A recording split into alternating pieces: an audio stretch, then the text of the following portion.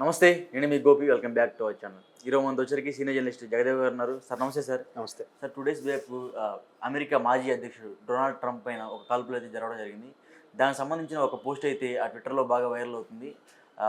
Drew రాటే ఇది వచ్చరికి ఒక పెద్ద యూట్యూబర్ అని చెప్పుకోవచ్చు. సో ఆయన ఏమన్నారంటే అక్కడ సెమీ రైఫిల్ను అంటే లైసెన్స్డ్ వెపన్, బట్ దానివల్ల ప్రతి సంవత్సరం 40,000 మంది చనిపోతున్నారంట.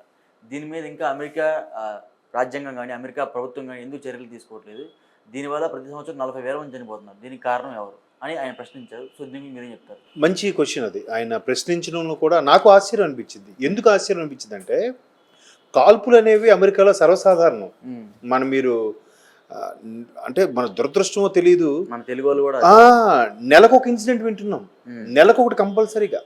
తెలుగు విద్యార్థి చనిపోయాడు, తెలుగు వ్యాపారవేత్త చనిపోయాడు, తెలుగు ఉద్యోగి చనిపోయాడు. ఇట్లా చదువుకోవడానికి స్టూడెంట్స్ కానీ చాలామందికి కూడా కాల్పులకి మనకు తెలిసినే సంవత్సరం పొడవునా కనీసం 10 మంది దాకా చనిపోతున్నారు మన తెలుగు వాళ్ళు. మరి ప్రపంచవ్యాప్తంగా భారతదేశం మొత్తం మీద కేవలం ఓన్లీ అమెరికాలో ఉండేవాళ్ళు మీరు అన్నట్టు 40,000 వాస్తవమేమో.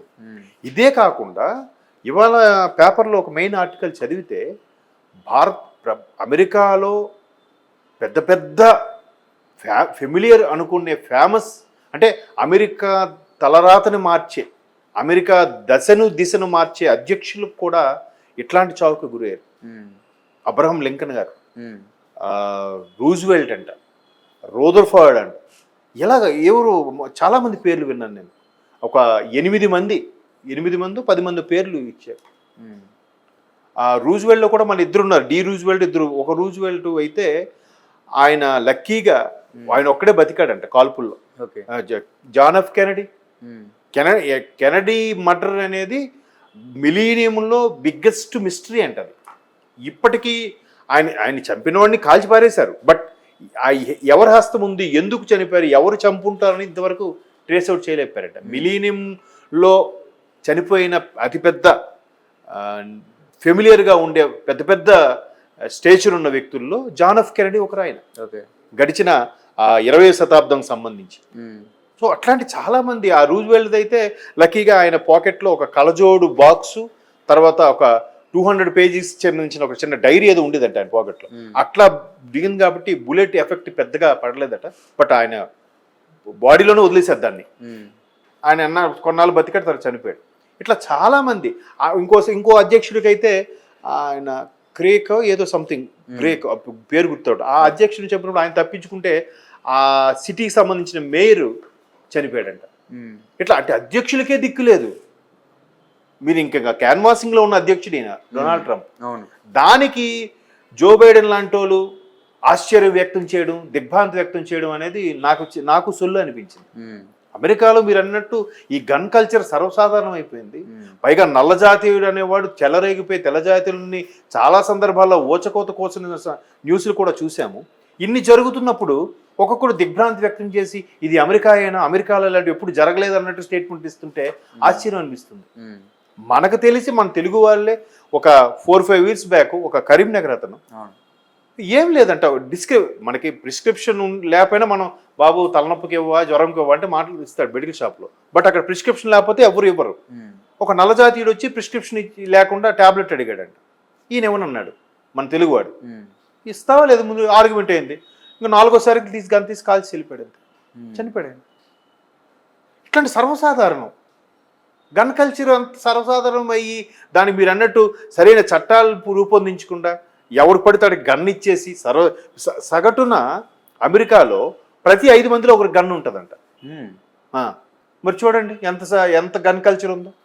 ఏది అన్అఫీషియల్గా, ఇది అఫీషియల్గా అయితే మళ్ళీ ఇలాగే స్టేట్మెంట్ ఇస్తారు. పైగా మనదన్నా కఠినమైన చట్టాలు ఉన్నాయి వాళ్ళకి. మనకన్నా తక్కువ జనాభా కాబట్టి అంత స్ట్రిక్ట్గా పెట్టుకోగలుగుతున్నారు. ప్రపంచ పెద్దన్నగా పిలుచుకునే అమెరికాలో చాలా కఠినమైన రూల్స్ ఉన్నాయి. బట్ ఇది ఎక్కడి నుంచి వస్తుంది? సుమారుగా 10 మంది అమెరికా అధ్యక్షులు ఈ కేవలం ఈ తుపాకీతోనే చనిపోయారే. వాళ్ళ మీద కేసులు నమోదు చేయరా సార్? వాళ్ళు లేదు, దొరికిన నిన్న కూడా ఏం జరిగింది, ట్రంప్ కాల్చినట్టు స్పాట్లో కాల్ చేశారు. మనం అయితే ఏం చేస్తాం? మన గవర్నమెంట్లో ఏం చేస్తారు చెప్పండి? ముందు ఆయన చుట్టుముడతారు, జాగ్రత్తగా ఆయన పట్టుబడతారు, ఆడి మీద ఇంకా కేసు నడుస్తూనే ఉంటుంది మన కసబ్ లాగా. మేబీ అది కూడా ఒక విధంగా మంచిదే. దాని వెనక ఎవరున్నారు, ఎందుకు చంపాలనుకున్నాం. ఇప్పుడు నిన్న ఆయనకి చెవికి వెళ్ళింది, కొంచెం ఇటు వస్తే స్పాటేగా, లైవ్లో పైగా అందరూ చూస్తుండగానే. బట్ అప్పటికి ఒకటి చనిపోయాడు. ఆ బుల్లెట్ ఎవడు తగిలిందో ఏంటో కానీ. ఆ తర్వాత వీళ్ళందరూ బాగా కాపాడారు అని చెప్తున్నారు, కానీ అయిపోయిన తర్వాత కాపాడే ఉంది. ఇంటెలిజెన్స్ ఎంత పవర్ఫుల్గా ఉండాలి. ఓపెన్ పబ్లిక్ మీటింగ్ పెడుతున్నప్పుడు, అంత ఇదిగా వస్తున్నప్పుడు ఎట్లా అంటే, ఒకవేళ ఈయనే పెట్టించాడా సానుభూతి కోసం. చూసారా అతడు సినిమాలో లాగా, బుల్లెట్ ఎక్కడ కాల్చాలి, చేయి మీద కాలిస్తే త్రుట్లో తప్పింది కదా, నెక్స్ట్ నేనే అవుతాను. వాళ్ళ చేయి మీద కాస్త గుండె మీద కాల్చాడు, లేదా నుదుటి మీద కాల్చాడు. ఈమె అలా చేశారు, అటు స్పాట్లో కాల్ చేశారంట. మరి ఎట్లా ఇన్వెస్టిగేట్ చేస్తారు, దేని బేస్ చేసుకుని మాట్లాడతారు, వాడు ఎవడు ఏంటి, ఇవన్నీ చేయాలిగా. ఇప్పటికీ గడిచిన చాలామంది అబ్రహం లింకన్ లాంటి వాళ్ళని చంపేసినప్పుడు కూడా కొన్ని రకాల, అబ్రహం లింకన్ చంపింది కూడా ఒక ఫేమస్ రచయిత అంట ఆయన, ఒక మంచి లాయరు, ఫేమస్ రచయిత అమెరికాలో అప్పటికే.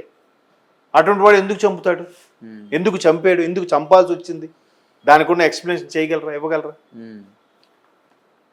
నిన్న మోదీ గారు కూడా పవర్ఫుల్ స్టేట్మెంట్ ఇచ్చారు, నా మిత్రుడి మీద జరగడం నిజంగా ఆశ్చర్యపోయాడు. మీరు అన్నట్టు అమెరికాలో గన్ కల్చర్ కామన్.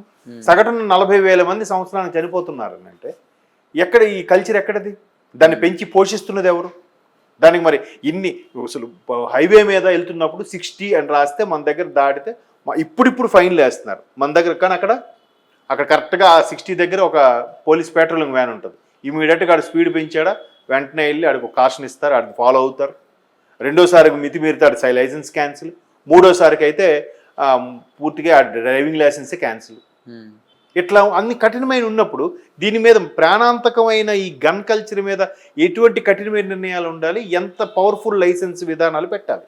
ఓకే, మరి పెట్టట్లేదు. అక్కడ చెందిన ఆ యూట్యూబర్ ఫేమస్ కాబట్టి ఆయన ప్రశ్నించడం తప్పులేదుగా. నాకే అనిపిస్తుంది గన్ కల్చరు ఇది అమెరికాలో ఇలాంటి జరుగుతుందని నేను అనుకోలేదే అని చెప్పి జో బైడెన్.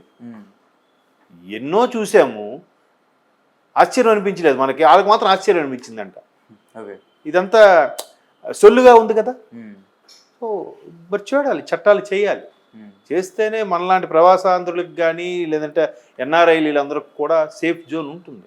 ఓకే, వాళ్ళు ఇప్పుడు మన చాలామంది ఏం చెప్తారంటే బాగానే ఉంటుంది, పెద్ద ఏదైనా రాసుకుంటారు. కానీ ప్రపంచ దేశాలతో పోలిస్తే భారతదేశమే సెక్యూర్డ్ ప్లేస్ చెప్పాలంటే.